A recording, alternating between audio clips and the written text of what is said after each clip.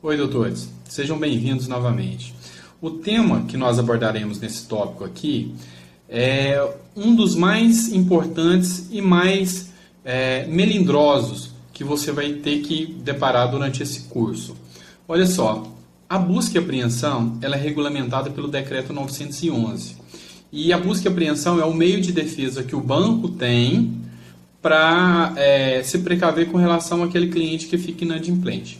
O que acontece na prática é que é uma forma que extrapola sobremaneira os direitos do consumidor. Então, assim, é uma medida que só causa prejuízo para o consumidor, beneficiando os bancos. Então, você tem que tomar muito cuidado com ela, tá?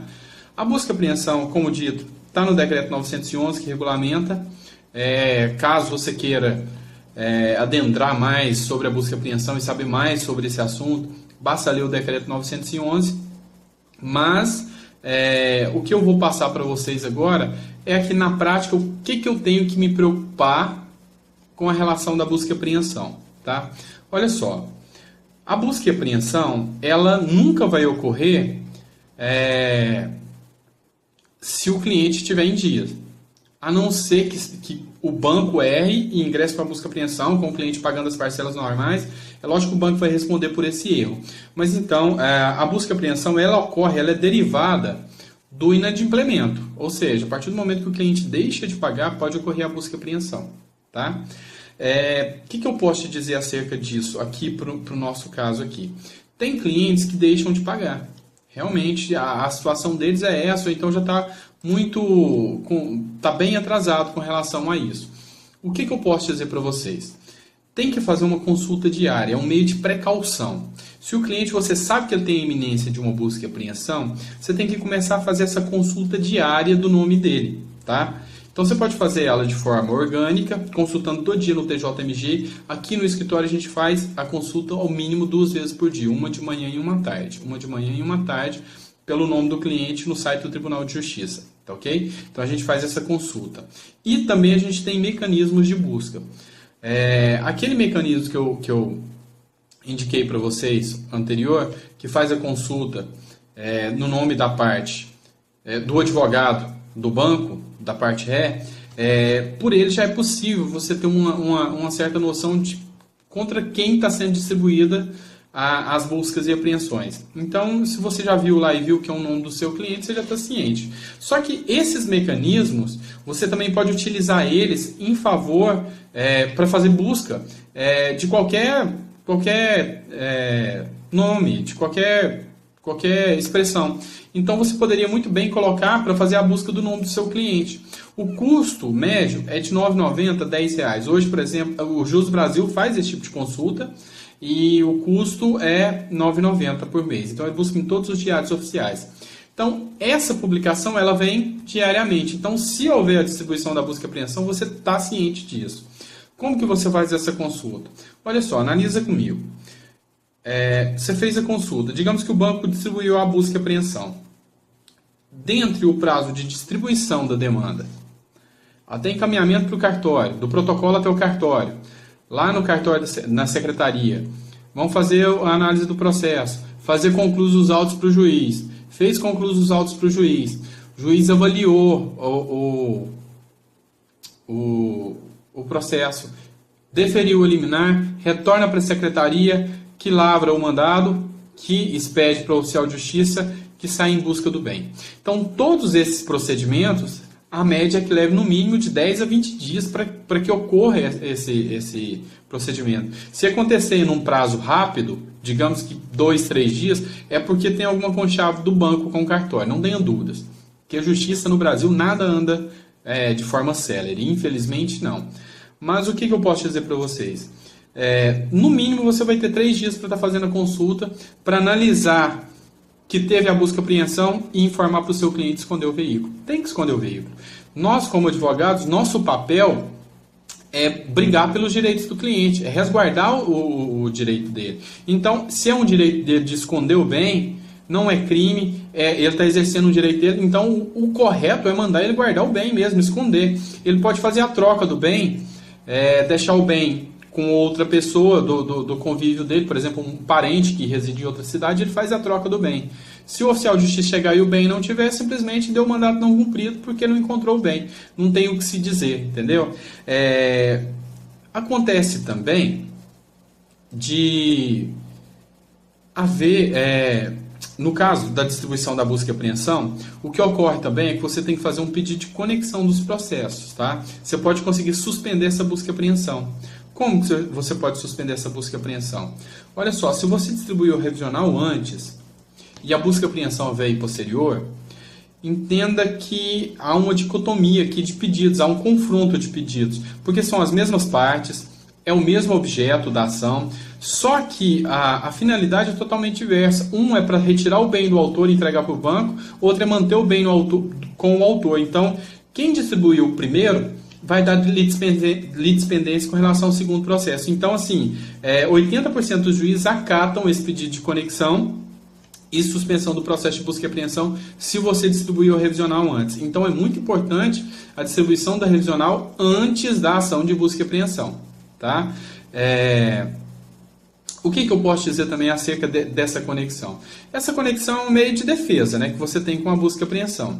Às vezes a busca e apreensão ela é distribuída de má fé pelo banco, mesmo após o depósito judicial. Você está depositando judicialmente, o banco vem e entra com a busca e apreensão. Isso acontece? Acontece. Tá? É fato. O banco, como eu disse antes, ele não age de total boa fé.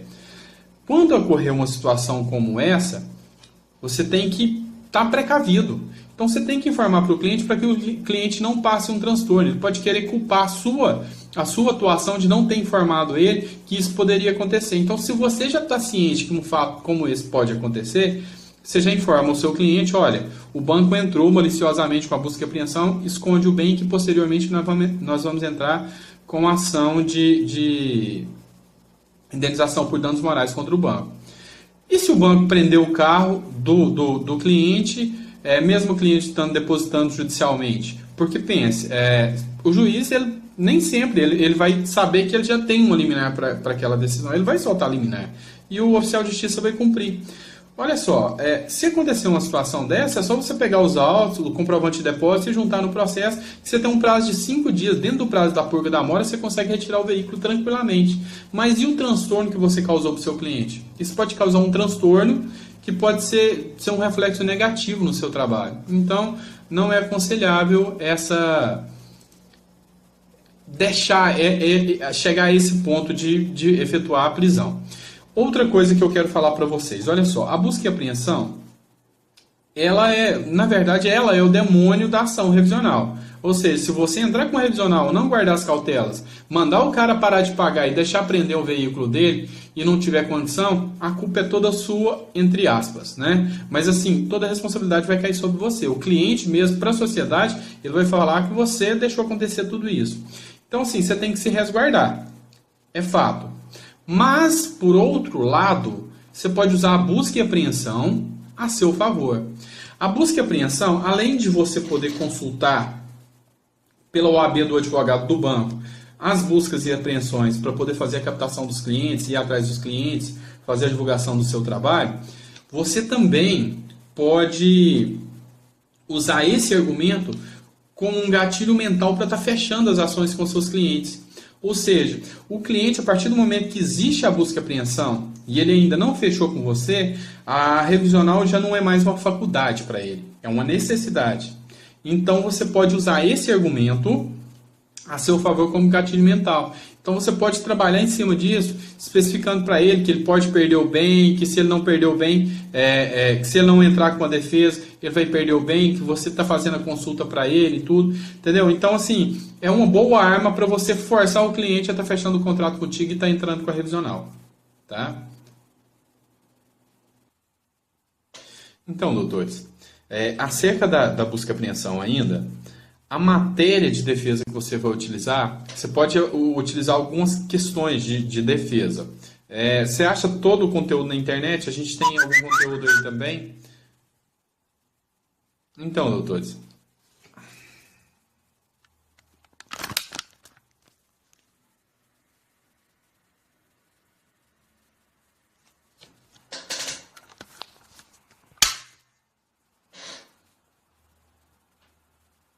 Então, doutores, ainda acerca da busca e apreensão, a gente vai tratar agora da matéria de defesa. Eu vou falar para vocês a nossa matéria de defesa, mas tem muita questão, material jurídico em cima disso, jurisprudência que vocês podem utilizar nas peças de vocês, tá? A primeira matéria de defesa que a gente pode questionar é a reconvenção, tá? Você pode fazer sua defesa com base numa reconvenção. Não é o aconselhável, não é o que eu faço, tá? É a regra que eu entro com a revisional mesmo. Pode até acontecer da revisional ficar suspensa por causa da busca e apreensão. Já aconteceu, não é normal não, porque o banco não tem essa cautela de pedir a conexão dos processos, mas já aconteceu comigo. Mas o juiz aceitou a inicial e o meu negócio era fechar o acordo extrajudicial. Acabei que eu fechei o acordo extrajudicial e para mim não fez diferença nenhuma, mas é uma matéria, é a reconvenção, tá bom? Constituição em mora, tá? Para o banco entrar com a busca e apreensão, ele tem que constituir o seu cliente em mora. Ou seja, o seu cliente tem que ter recebido uma notificação extrajudicial no endereço e o banco, quando distribuir a busca e apreensão, ele tem que juntar isso no processo, essa prova da notificação. Então, eu já consegui derrubar a busca e apreensão, cliente que já tinha perdido o veículo, eu já consegui derrubar a busca e apreensão com base nesse princípio, na ausência de constituição em mora. O banco não encaminhou nada, ou se encaminhou, não juntou no processo, ele não fez prova dessa constituição em mora. E eu falei que o cliente nunca tinha sido constituído em mora. É um dos requisitos do Decreto 911. Então, ele tem que ser constituído em mora. Então, é uma boa matéria de defesa. Ver se houve a notificação do cliente extrajudicial, no mínimo encaminhado para o endereço do contrato, tá bom? Não necessariamente o cliente tem que ter recebido. O princípio da cartularidade. Olha só, é um título executivo e, como tal, o banco tem que juntar aos autos o contrato original. Então, é uma matéria de defesa? Às vezes o juiz não acata, mas às vezes o juiz pede para que o banco junte o original e às vezes o banco nem tem o original, tá? O assinado pelas partes. Então, assim, é uma matéria de defesa. Se é matéria de defesa, você tem que brigar em cima disso. Então, tem que ser o contrato original juntando aos autos. Eu já tive casos, poucos, 1 ou 2, em que o banco sequer juntou contrato. Sequer juntou contrato na busca e apreensão. Lógico que a busca e apreensão não tinha sido efetivada, mas foi uma matéria de defesa que eu juntei para mim questionar. E realmente o juiz indeferiu a inicial de busca e apreensão. Tá? Teoria do adimplemento substancial. Teoria do adimplemento substancial. Hoje, alguns tribunais entendem que se você pagou uma quantia montante suficiente, suficientemente capaz de saldar o valor do principal, que é o do veículo, e ainda extrapolar esse valor pagando um pouco da remuneração, ou seja, uma média de no mínimo 70% do valor do contrato já foi pago. Então o banco ele não pode entrar com busca e apreensão, ele deveria entrar com uma ação de cobrança cobrando esse resultado de você. Então tem essa teoria do adimplemento substancial, basta você pesquisar aí no Google, você vai ver. Então é uma matéria boa de defesa. Se o contrato foi suprido mais de 70%, teoria do adimplemento substancial, você consegue derrubar a busca e apreensão. Consegue bastante, tá? Esse princípio, essa teoria é bem utilizada pelos magistrados. Acordo com a instituição financeira. Tá, isso é bom e não é bom. Atente comigo pelo seguinte, como eu disse, a busca e apreensão, se houver a busca e apreensão, você tem que fazer a purga da mora dentro do prazo de 5 dias. O que ocorre é que alguns magistrados entendem que a purga da mora é o valor total do contrato, ou seja, a dívida toda que você tem com o banco. Então você tem que ir lá e quitar, senão você não consegue pegar o banco, você tem que fazer essa purga da mora. É complicado. Não nego que é complicado você fazer isso. Às vezes o cliente não tem esse recurso. Tá? Então, outra possibilidade, em vez de fazer a purga da mora, é você fazer o acordo direto com a instituição financeira. Só que o grande problema aqui é que a instituição financeira ela não vai cobrar só o valor das parcelas em atraso. Ela vai cobrar todos os valores das parcelas em atraso, ela vai cobrar taxas pra caramba. Então, resumindo, digamos que você está devendo 10 mil reais. 10 mil reais. Você tem um saldo devedor falta ainda 40 mil reais para você quitar o carro. mas 10 mil está em parcela em atraso, certo? Se você for fazer o acordo com o banco depois que houve a busca e apreensão para recuperar, não estou falando de acordo extrajudicial de quitação, que é aquele outro acordo que a gente falou, não. Eu estou falando agora de acordo para pegar o bem de volta depois de uma busca e apreensão. Se você fizer um acordo para recuperar o bem de uma busca e apreensão, se você deve, por exemplo, 10 mil reais de parcela em atrasado, o banco vai te cobrar 23, 24 mil. Tá? Então, é além do valor da dívida, mais que o dobro. Mas você consegue o veículo de volta. Às vezes você vai tomar um prejuízo bem maior. Então, às vezes, compensa você fazer esse acordo com a instituição financeira se você não consegue fazer a purga da mora. E a purga da mora é o que eu falei para vocês. A purga da mora é, dentro do prazo de 5 dias, você tem direito de saldar as parcelas em haver. Tá? Só que aí, como eu disse, tem magistrado que entende dessas parcelas vencidas tudo. O vencimento antecipado de todas as parcelas. E é meio complicado, tá? Você fazer a purga da mora. Agora tem magistrado que não. Então, assim, se o valor não for tão alto, você pode tentar fazer o depósito do valor, ou primeiro diligenciar com o juiz, lógico, né? Você vai diligenciar com o juiz para ver se o juiz acaba, ou então você tenta fazer o depósito judicial para ver se o juiz libera o veículo para você. Costuma acontecer dessa liberação do veículo, tá? Então, essas são as matérias de defesa. Outra questão também, ainda sobre a busca e apreensão, que eu tenho que explanar com vocês, é a questão da busca e apreensão indevida. Olha só, isso aqui remete lá àquele primeiro vídeo dos benefícios que eu falei com vocês. A questão é a seguinte, o banco ele não tem um controle, tá? Ele não tem aquele controle. Muitas das vezes, seu cliente ou a pessoa que te procura, às vezes não tem nem a revisional ainda, está com as parcelas em dia, mas devido à falta de troca de informação com o banco, ocorre a busca e apreensão. Já peguei vários casos aqui, assim.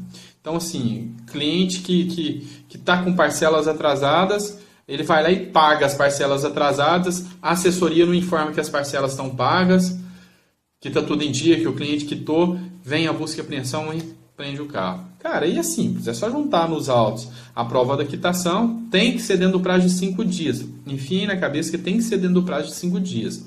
Você vai lá e recupera o bem. Passou dos 5 dias, depois que o veículo foi embora, você vai buscar a multa, que é uma multa de 50% sobre o valor do veículo, tá? Do valor do empréstimo.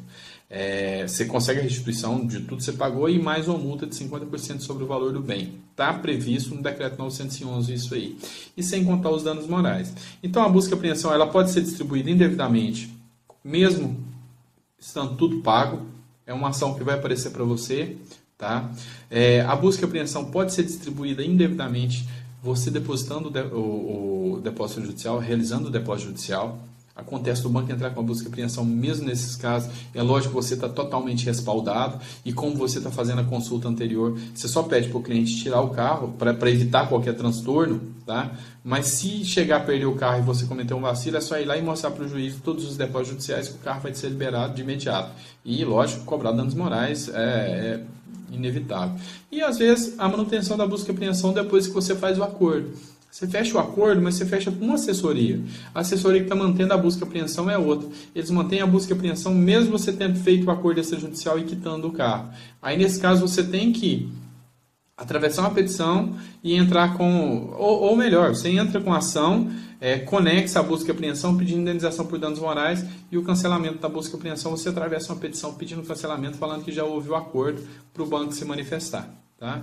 Então, esses são os pontos que eu tenho para explanar com vocês acerca da busca e apreensão. Eu espero que vocês tenham gostado, tenham absorvido bastante informação, porque esse é o tópico mais importante, é o que você tem que ter mais cautela dentro do nosso curso, é a busca e apreensão. Tá? Então, aguardo vocês até o próximo vídeo.